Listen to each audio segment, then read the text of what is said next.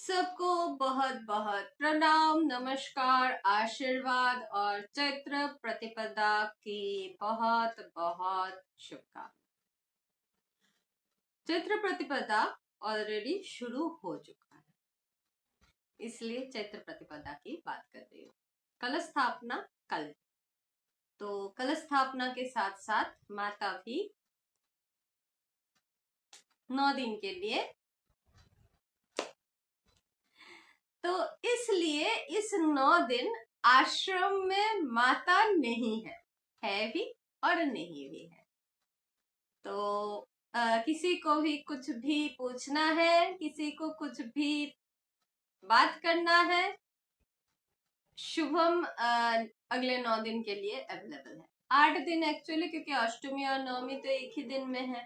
तो बट हाँ, हमारे घर में दशमी तक भी पूजा की रिवाज है, क्योंकि हालांकि हमारे घर में विसर्जन नहीं होता है, लेकिन क्योंकि स्थापित मूर्ति है तो विसर्जन तो नहीं है, लेकिन हाँ कुछ उस दिन भी हमारे पूजा पाठ कुछ चलता रहता है, क्रियाएं चलती रहती है। तो हम लोग माता भैरवी के बारे में इसलिए आज कोशिश रहेगी कि थोड़ा सा तो लेंदी होगी वीडियो, लेकिन मैं आज संपूर्ण करूंगी माता भैरवी की। वैसे तो माता की कोई संपूर्णता हो नहीं सकती है, लेकिन एपिसोड समाप्त होगी। आप लोगों को एक पहले एक एग्जाम्पल दे रही हूँ। कहानी सुन रहा है तो कहानी सुनते हैं। एक दिया है, उस पे जब हम लोग घी डालते हैं, उसकी बत्ती को हम लोग आग से प्रज्वलित करते हैं, तो उसमें जो आग होती है वो उस दिया से, मतलब रुई का जो बॉल होता है जिसमें घी रहता है, उससे अलग है और अलग नहीं भी है। उस रुई की बत्ती को अगर हम हटा देते हैं दिया से, तो दिया दिया नहीं रहेगी। प्रज्वलित होना तो बात की बात, और अगर सिर्फ वो रुई की बत्ती जल रही है तो उसमें जो घी हम लोग डाल रखे हैं वो नहीं रहेगी। तो जब इस दिया की एक लाइफ स्पैन है वो नहीं रहेगी, अंत में दिया नहीं रहेगा।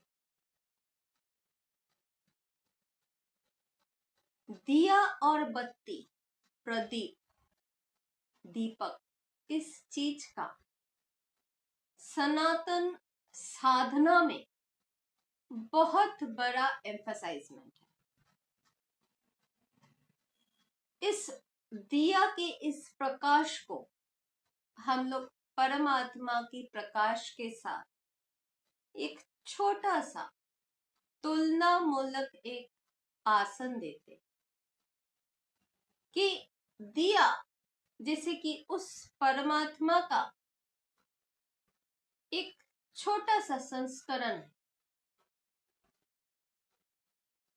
इस दिया को देखते देखते हमारे ये जो चर्म चक्षु है, ये परमात्मा की उस औज को धीरे धीरे अपने अंदर समा पाता है, समझ पाता है। अब ये जो दिया जब जलती है तो अंधेरा रोशनी में परिवर्तित होती है। ये एक पॉसिबिलिटी है, जैसे कि एक साधक के अंदर जब ज्ञान की उस दीपक को गुरु बत्ती से जलाते हैं, मतलब दीक्षा से प्रज्वलित करते हैं, तो धीरे धीरे उस साधक के अंदर चैतन्य की उदय होती है। और ये चैतन्य क्या है? ये वही प्रकाश है। हम लोग पिछले एपिसोड में प्रकाश और विमर्श इन दोनों की कामरूप तत्व में किस तरह से प्रविष्ट होते हैं इसके बारे में डिटेल डिस्कशन किए। आज उस डिस्कशन को हम लोग रैप करेंगे। ये जो विमर्श की प्रकाश है जो हमारे दीपक से उद्भाषित हो रही है, इसको हम लोग उस माया के साथ कल्पना आंकते हैं जो माया हमारे चैतन्य उदय होने से तब तक रोकती है जब तक ना हमारे अंदर में उस प्रकाश का लौ प्रज्वलित हो रही है। जब वो प्रकाश एक बार प्रज्वलित हो जाता है तब वो माया अपने पूर्ण सत्ता में विलीन हो जाती है। तब दैत्यवाद और अद्वैतवाद मतलब शिव और शक्ति अलग अलग तरीके भी होते हैं, अलग अलग से भी होते हैं, एक भी होते हैं और उनके कोई रूप होता भी नहीं है। इसको थोड़ा सा और समझते हैं। आप एक बीज को लीजिए, उस बीज में अंकुर उगती है। जब वो अंकुरित हो रही है वो बीज, तो आपको बीज और अंकुर दोनों दिखाई देती है। अब आप उस बीज को तोड़ो। उस अंकुर की जो अंतिम हिस्सा है, उस हिस्से में आप देखोगे एक थोड़ा सा मोटा सा, जिसको हम लोग एम्ब्रायो बोलते हैं, एक और अंडे की तरह छोटा सा एक बल्ज्ड आउट पार्ट दिखती है।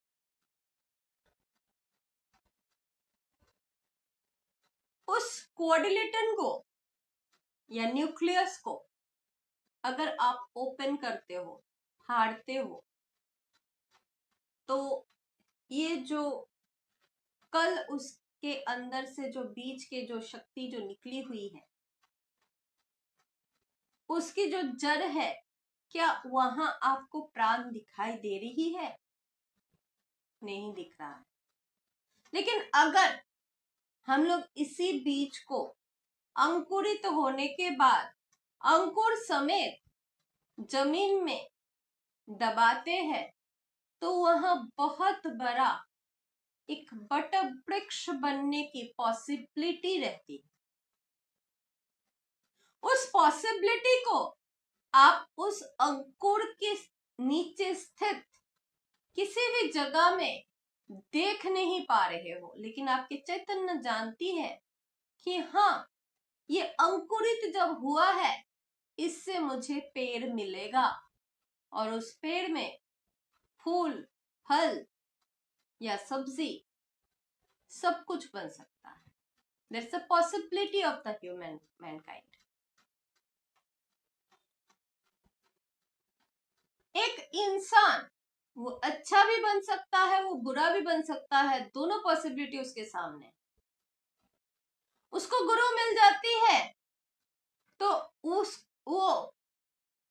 कस्तूरी मृग की तरह, सोने की तरह चमक पड़ता है। और अगर उसको घिसने वाला कोई ना मिले, उस पे काम करने वाला कोई ना मिले, तो वो कोयले के माफिक सिर्फ जल के राख बन जाता है। अपना जिंदगी जीता है, बच्चे पैदा करता है, सारा दिन रात एक करके मेहनत करके एक बहुत बड़ा मकान, बिजनेस सब कुछ खड़ा करता है, लेकिन उसके अंदर चैतन्य जागृत नहीं होता है, तो वो अपने अंतिम दिनों में प्रभु को बिना जाने ही अपने अंत को प्राप्त करता है। जिस माया को हम लोग एब्सोल्यूट बोल रहे हैं, मतलब परमात्मा बोल रहे हैं, जहां पे शिव और शक्ति एक भी है, अलग भी है, अपने आप में वो संपूर्ण होते हुए भी एक के साथ दूसरे जुड़े हुए हैं, और इस तरह से जुड़े हुए हैं कि वो अलग हो ही नहीं सकते।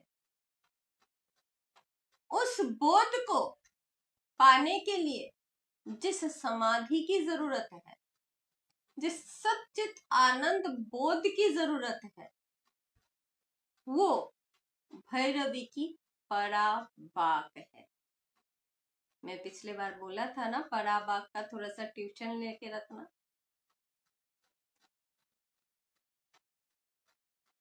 तो ये जो पॉसिबिलिटी है, ये गुरु को पहले दिन ही दिख जाता है, और गुरु उस समय अपने शिष्य का चयन करते हैं।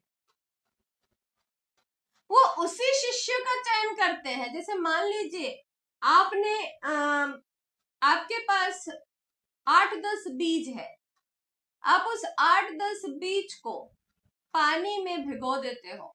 बोने से पहले हम लोग क्या करते हैं, एक रात पहले 24 घंटे के लिए भिगोते हैं। उसमें से कुछ बीज ऐसे होंगे जो पानी के ऊपर स्तर पे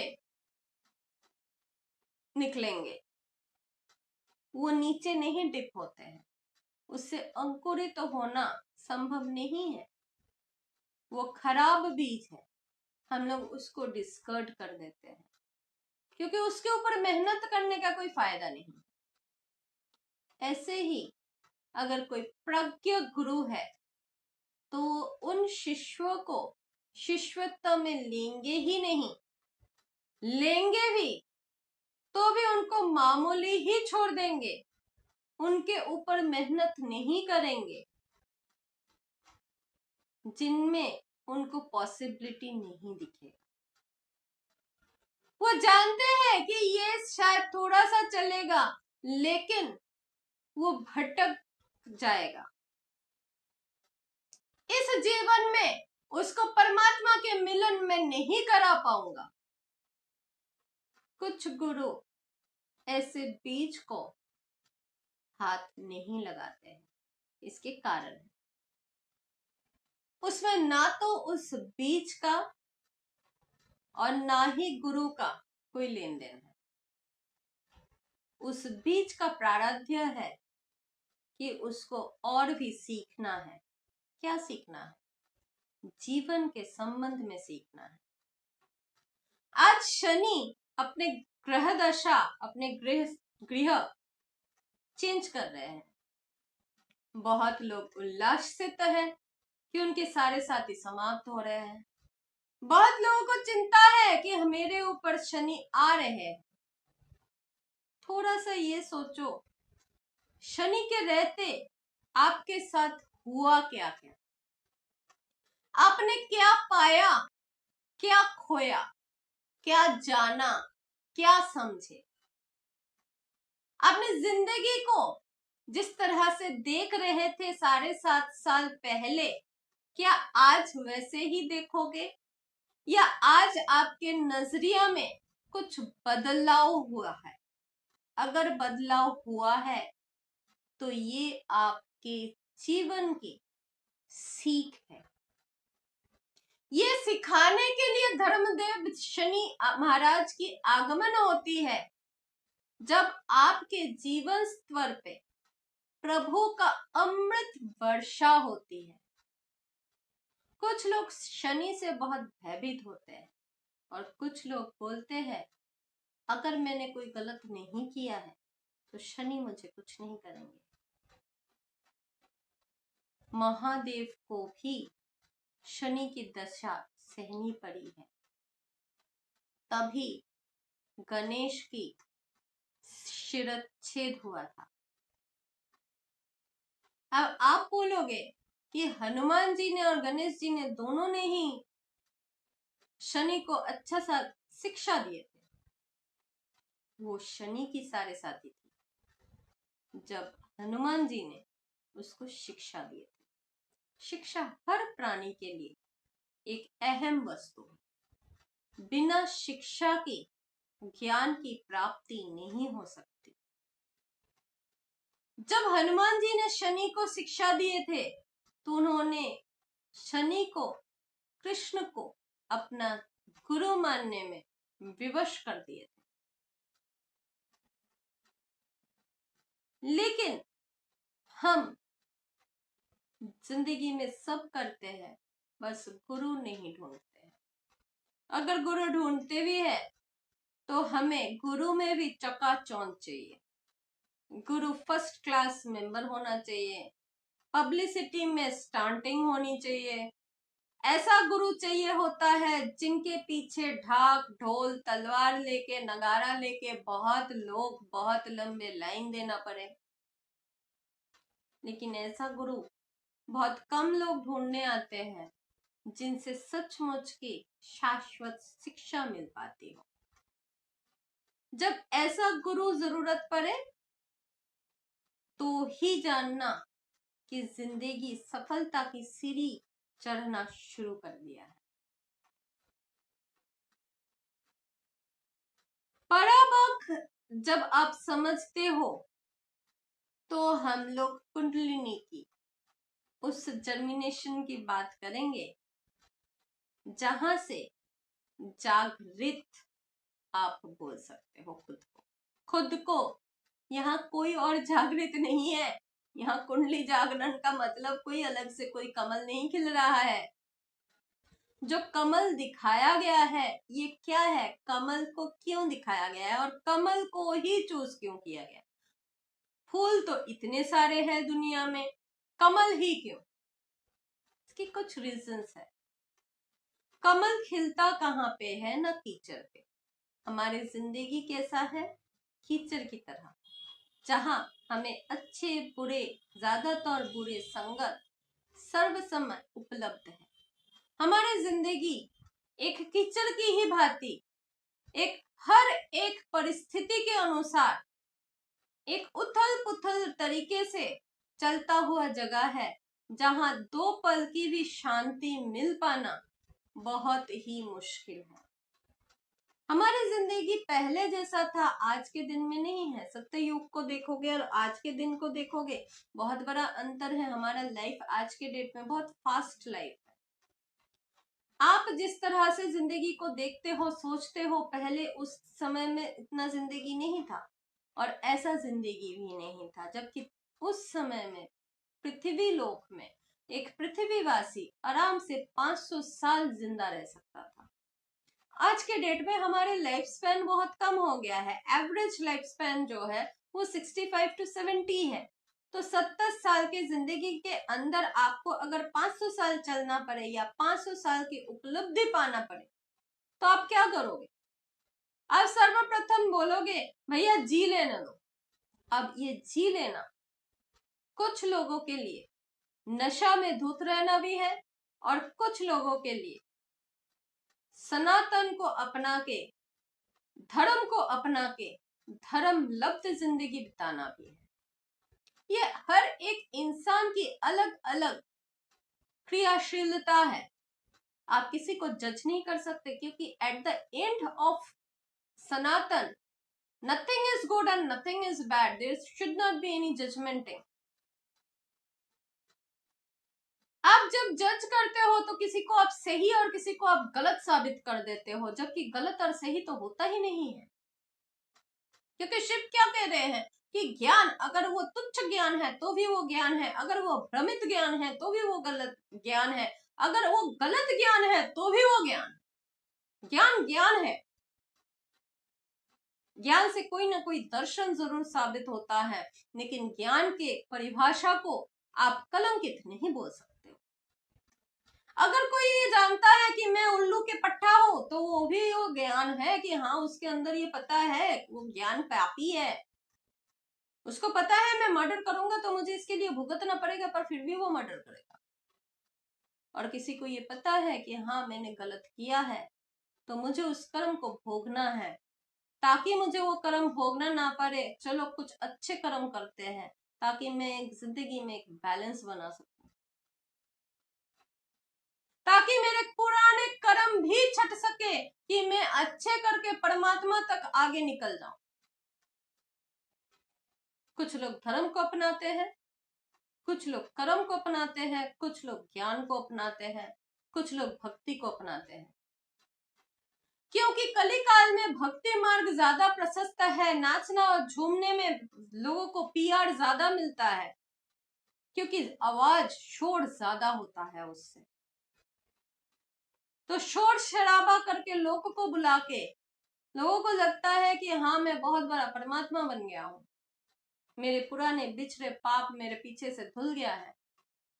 ऐसे बहुत लोग हैं, हाँ, जिसको मैं मशरूम गुरु बोल के गाली देती हूँ। ऐसे बहुत सारे गुरुज मिलेंगे, एक ही बात को 10 बार बोल देंगे।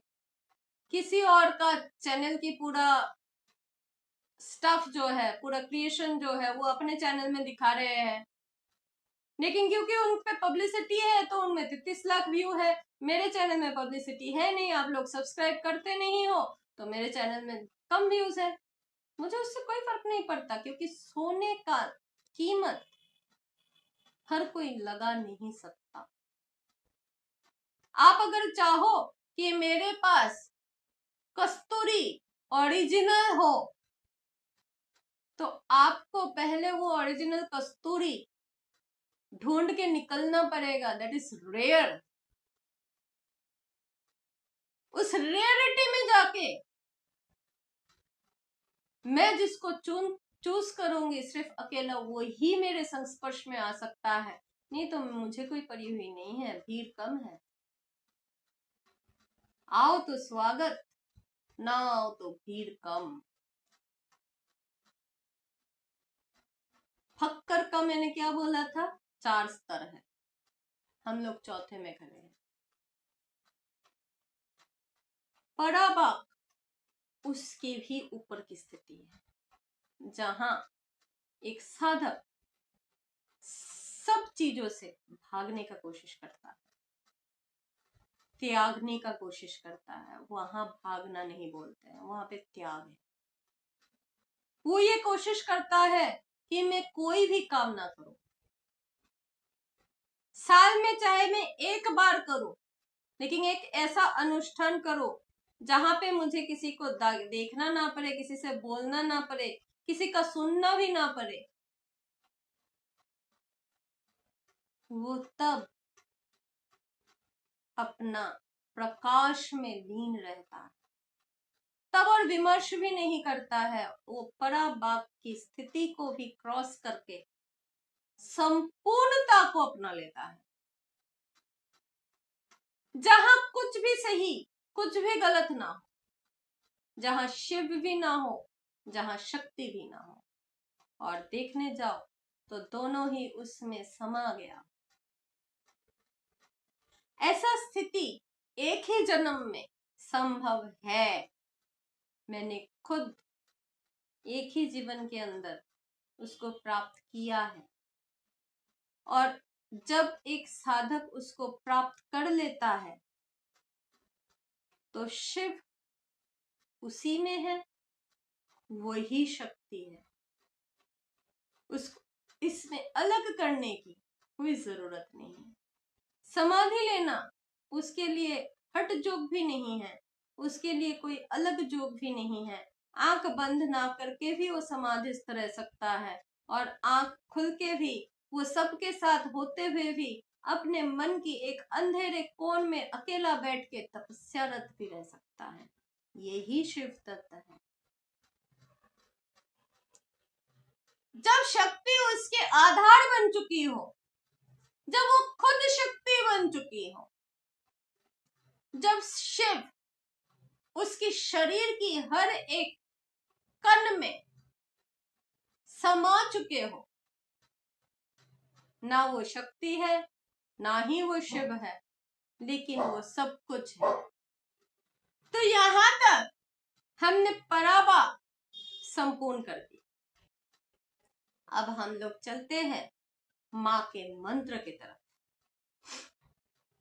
माँ की जो मंत्र है वो 5 अक्षर की है, जिनको महार्णव मंत्र भी कहा गया है। और मंत्र महार्णव तंत्र के हिसाब से माँ की न्यास मतलब शोधन विधि, उसमें ये मंत्र आती है। इनके जो ऋषि है वो पंचचंद्र त्रिपुर भैरव है, इनकी बीज एम है, ह्रीम इनकी शक्ति है, क्लीम इनके कीलक है, और जो साधक है उनके सर्व अभिष्ट सिद्धार्थे माँ का यही मंत्र संपूर्ण तरीके से सिद्ध आकार में प्रवर्तित रहता है। इनके जो ऋष्यादि न्यास है वो गुरु परंपरागत है। करनाश मतलब अंगुष्ठा से लेके और संपूर्ण छोटी उंगली तक का जो न्यास होता है, कनिष्ठा हम लोग जिसको बोलते हैं अच्छे शुद्ध हिंदी में, और उसके बाद पृष्ठाभ्य मतलब अपने हाथ का पृष्ठ, ये संपूर्ण न्यास करवाया जाता है। ये गुरु परंपरागत तरीके से है, इसमें मैं ऑनलाइन पे नहीं सिखाऊंगी। जो ऐसे आएंगे जिनको भैरवी तक जाना अलाउड है तो उसको मैं सिखा दूंगी। माँ का जो यहाँ पे जो भैरव जो रूप है, वो देह कांति जो है, उनके शरीर का जो रोशनी है वो सहस्त्र सूर्य जब एक साथ उगे ऐसा है उनकी कांति। अब आप समझ रहे हो कि मैं क्यों हंसती हूं जब आप बोलते हो मेरे को ना इतना इतना रोशनी दिखा, क्योंकि वो आपके डिसल्यूशन्ड माइंड की एक रिफ्लेक्शन होती है। जब वो सामने आके खड़ी होएगी ना तो वो देख के आप बोलने की स्थिति में नहीं रहोगे, वो बोला नहीं जा सकता। जब उस स्थिति में एक साधक पहुंच जाता है, उसकी शरीर, उसकी शक्ल वो बता देता है। अगर वो सूरज की किरण में खड़ी होते हैं या होता है या होती है तो आप उनको देख नहीं पाते हो।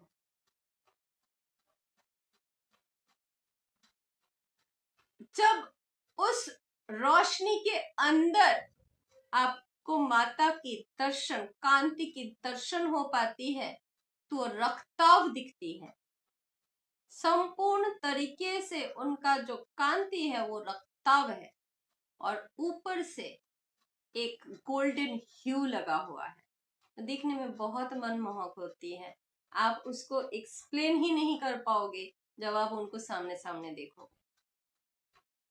संपूर्ण सफेद एक ऊर्जा, उसके अंदर एक लाल, संपूर्ण लाल रंग की एक नारी की आभा जो अपने अंदर से स्वर्ण विच्छरण कर रही है। कैसा लगेगा देखने में? बहुत लोगों की आंखों से शायद आंसू आ रहा है मेरे मुंह से वर्णना सुनते ही। माँ संपूर्ण तरीके से सुसज्जित रहती है। माँ का और एक नाम भी है, माँ को अन्नपूर्णा कहा गया है। माँ की ये जो मुकुट है ये स्वर्ण निर्मित है, और यहाँ एक अजीब सी बात है, माँ एक नहीं 100 मुकुट एक साथ पहनी हुई है। इसीलिए कहीं कहीं जगह में इनको राज राजेश्वरी अन्नपूर्णेश्वरी बोला गया है। माँ की इस पूजा में पीठ शक्तियों की एक बहुत बड़ा आधार है। माँ की अष्टदल कमल में भी पूजा होती है। माँ की जो यंत्र है वो अष्टदल कमल के अंदर ही उल्टा त्रिकोण है। तो ये जो तंत्र का ये जो पहला भैरवी है उनमें 3 त्रिकोण, उल्टे 3 त्रिकोण होता है जो यंत्र होता है, जो त्रिपुर भैरवी की यंत्र पूजन है।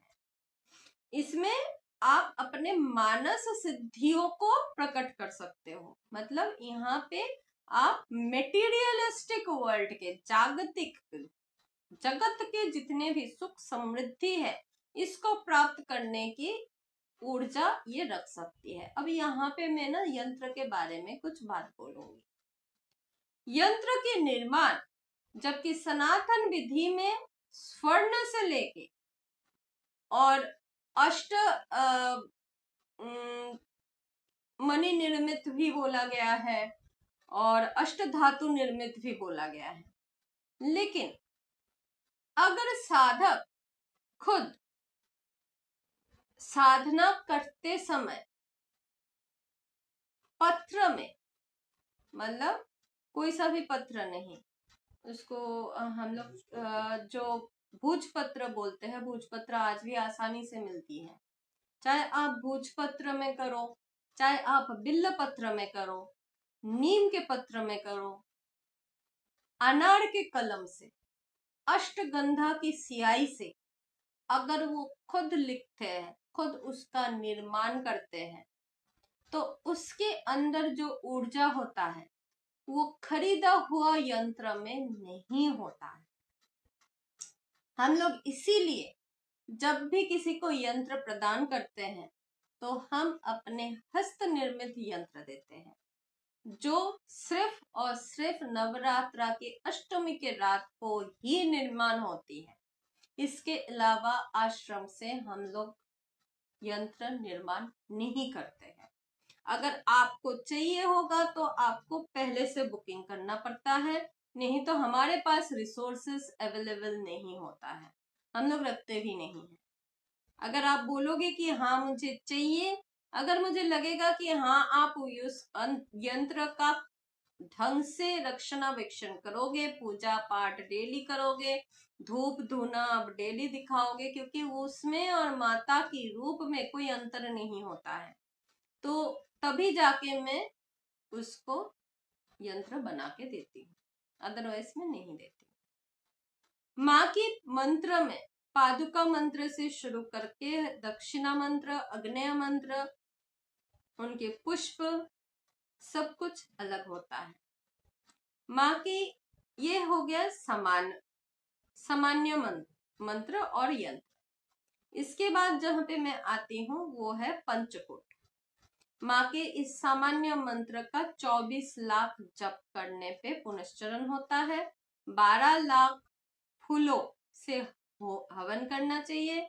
हवन के दशमांश तर्पण, तर्पण का दशमांश मार्जन और मार्जन का दशमांश ब्राह्मण भोजन या गुरु को दक्षिणा देना चाहिए। 5 लाख मंत्र का जप करने से दीक्षा के उपरांत सिद्धि और जितेंद्रियता प्राप्त होती है। 10 लाख मंत्र जप का भी निर्देश दिया जाता है। डिपेंड करता है साधक कैसा है, साधक कौन है, साधक किस तरह का मंत्र कर सकता है। इसमें बहर के फूल एक अहम हिस्सा लेता है, जिसका 12,000 बहर के फूल से हवन करने से ये मंत्र बहुत जल्दी जागृत हो जाता है और माता की इस तंत्र को षोडशी तंत्र के साथ डायरेक्ट जुड़ा जाता है। माँ के सर्वप्रथम जो शारदा तिलक के अनुसार जो बीजाक्षर है या शारदा तिलक के हिसाब से जो पंचकुट मंत्र प्रयोग है, मंत्र नहीं, मंत्र के प्रयोग में बोल रही हूँ अब, उसको पंचकुट प्रयोग में 5 व्यंजनों से जो मिला हुआ, 5 व्यंजन मिला के उनका जो मंत्र बना हुआ है, इस मंत्र का पंचकूटा मंत्र कहा जाता है, जिसमें प्रथम बीज है वार्ग्यवकुट का, द्वितीय बीज कामराज कहा गया है, कुट तथा तृतीय बीज को शक्तिकूट कहा गया है और इस मंत्र ऐसे बना हुआ होता है। इनके जो पूजा क्रम है उसमें पिठन न्यास सर्वप्रथम आती है, उसके बाद फिर से वही न्यास के उपरांत आपके हृदय न्यास भी ऋषिदादि न्यास करना पड़ता है, फिर हृदय न्यास करना पड़ता है, मस्तक न्यास है, ये सब की अलग अलग मंत्र है, अलग अलग क्षण है, अलग अलग तरीके से कराया जाता है।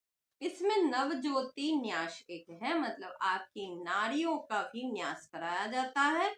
रत्र्यादि न्यास एक है जिसमें आपका पिंडली, जितने शरीर की जितने हड्डियों के बीच का जो जगह है उसको जागृत किया जाता है। इसके बाद अगर आप मूर्ति से न्यास कर रहे, मतलब मूर्ति रखे हो तो मूर्ति का, फिर नव योनि का न्यास होता है, मतलब मातृ अंगों का, एक एक अंगों का न्यास है इसमें, और वो मूर्ति में ही कराया जाता है। इसमें रत्र्यादि न्यास बोल के और एक न्यास होता है। इसमें करीब करीब 21 तरह के अलग अलग न्यास के साथ साथ आपके बानी बाक की भी इस पे न्यास होती है। ये जरूर है, ये जरूरी है, क्योंकि नहीं तो आपकी वाणी में द्रवन, श्रोमन, वशीकरण, आकर्षण एवं उन्माद बाण, ये वायुएं हैं, ये ज्यादा प्रकट होती है, उससे आपकी दिमागी संतुलन बिगड़ सकता है। डरा नहीं रही हूं, ये सच है। इसको करने से पहले ये देखना पड़ता है। इसमें पिशाच की भी पूजा होती है और पिशाच की भी न्यास होती है, साथ साथ भूषण की भी न्यास होती है। भैरव न्यास इसके बाद आता है, उसके बाद गणेश का न्यास होता है, तब जाके माँ का ध्यान शुरू होता है। पीठ पूजा से शुरू करके बाकी सारे पूजा की पारंपरिक स्थिति में ही जैसे पहले हुआ था, उसी हिसाब से माता का संपूर्ण पूजा यहाँ पे जरूरी हो जाता है। माँ की गायत्री भी है, और माँ की जो एक ऐसा भी मंत्र है जिसमें वो मंत्र कहने के साथ साथ माता संपूर्ण तरीके से आपके सामने प्रकट होती है।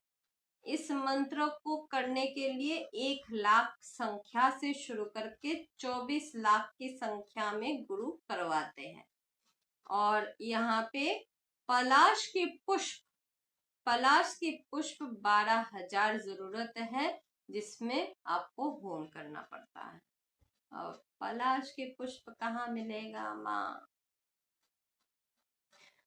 गुरु परंपरागत तरीके से पलाश के पुष्प ना मिलने के चलते दूसरे चीजों से भी हवन संपूर्ण किया जाता है। वो गुरु परंपरागत विद्या है, इसे मुझे ही खुद को ही नहीं मिली थी। इसमें पुनश्चरण 1 लाख से लेके 32 लाख का पुनश्चरण है। सिद्ध हो जाने के बाद क्या होता है? सिद्ध हो जाने के बाद आप आसमान में भी पैदल चल सकते हो।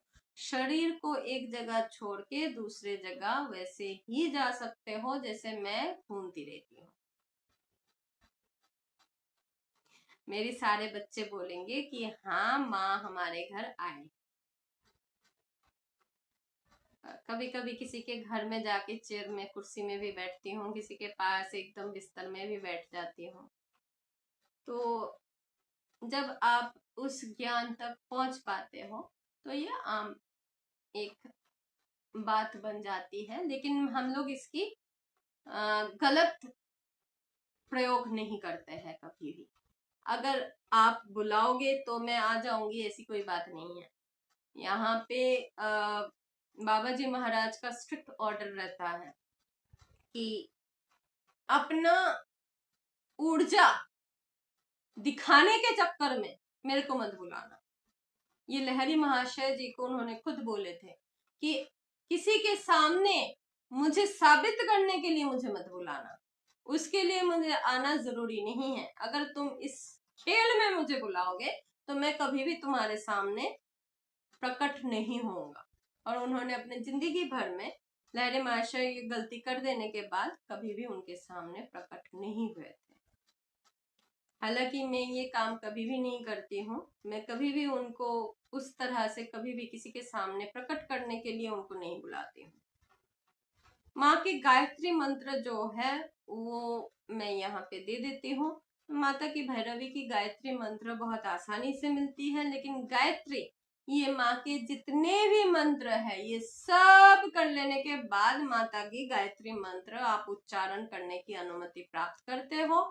और माता की अन्नपूर्णेश्वरी की जो साधना है वो आप बिना गायत्री के भी कर सकते हो।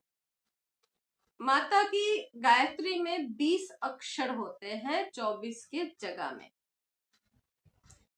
और कुछ माता की ऐसे मंत्र है जहां सिर्फ 13 अक्षर के ही हैं।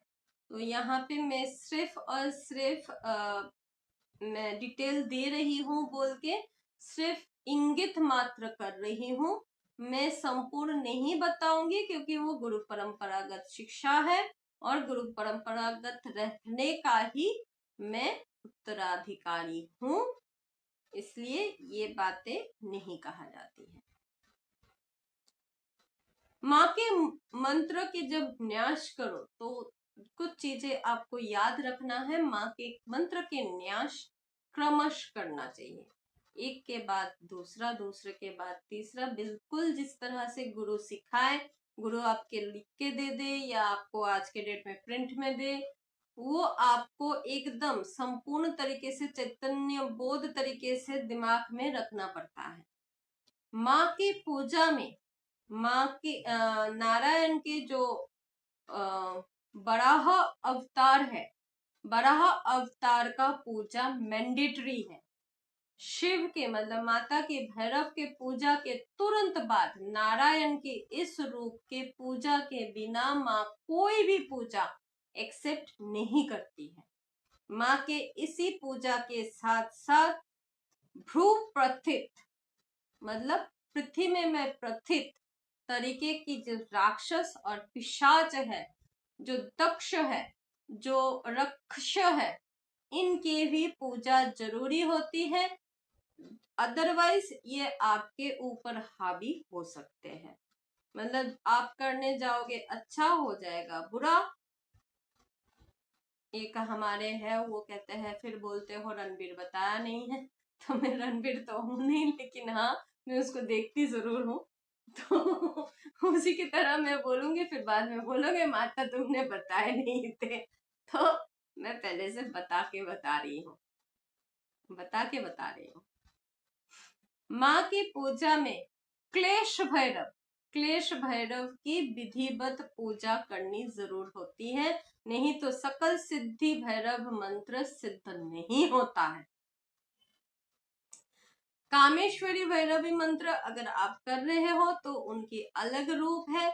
नवकूटा भैरवी मंत्र अलग रूप पे होता है। त्रिपुरा बाला भैरवी अलग है और एक भी है।